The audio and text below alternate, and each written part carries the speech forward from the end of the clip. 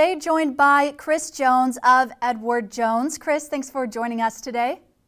Thank you for having me. Of course. And today you're here to talk about not letting fear drive investment decisions. And I feel like people may let fear drive their investment moves and not even really be aware of that. So this is definitely an important topic to bring up here. So what are some examples of investment-related fears and how do they manifest?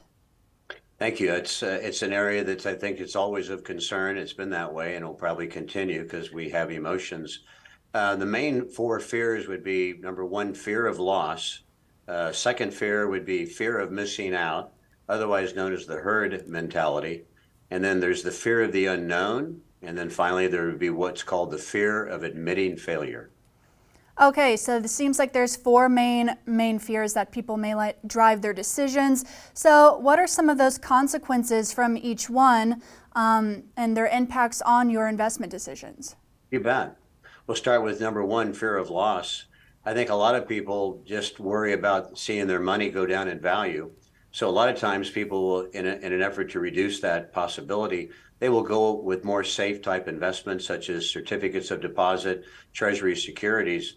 But then one fear that they don't realize when they do that is that we now have inflation. And with inflation now running at a higher level, most people will not be able to, if they go too conservative, they'll not be able to help fight inflation, which in the long run will not allow their money to last long enough. The second fear of missing out would be basically when it's on the upside, it would be people see a lot of people buying based on what they think is a new fad or trend.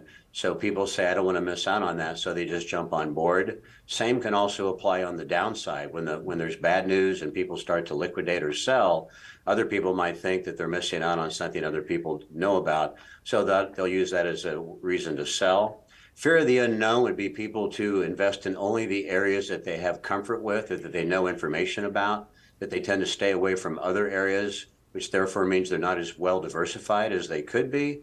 And then the last one would be a fear of admitting failure would be that someone who's made a mistake to begin with, that they hate to admit that they've made the mistake, so they continue to hold the investments that aren't performing well just because they hate to admit that they didn't do the right thing. So definitely want to be making smart decisions, not ones based on emotion. And as you went through those, I'm new to investing and I realized I think I've fallen victim to some of these fears before. So it's definitely something to look out for. And how can people get in contact with you or someone else from Edward Jones to go over investment moves and kind of make sure we're not letting fear drive those moves? It's a good question, and thank you for asking. The best thing to do is not to try to make decisions on your own, but to get somebody else to provide you with more information so you can think about things, and that way you can make a good decision before you make the final one. And we have roughly 9 or 10 locations here in St. Joseph now to serve the community in surrounding areas. The best thing people could do is look up one of our financial advisors, set up a time and a phone appointment or go in the office and sit down and bring your papers in to make sure that you are on track to reach your goals, both short-term and long-term, and we should be able to provide answers to help everybody. All right, sounds good. Well, Chris Jones with Edward Jones. Chris, thanks again for joining us today and giving us this good information. Thank you again for having me.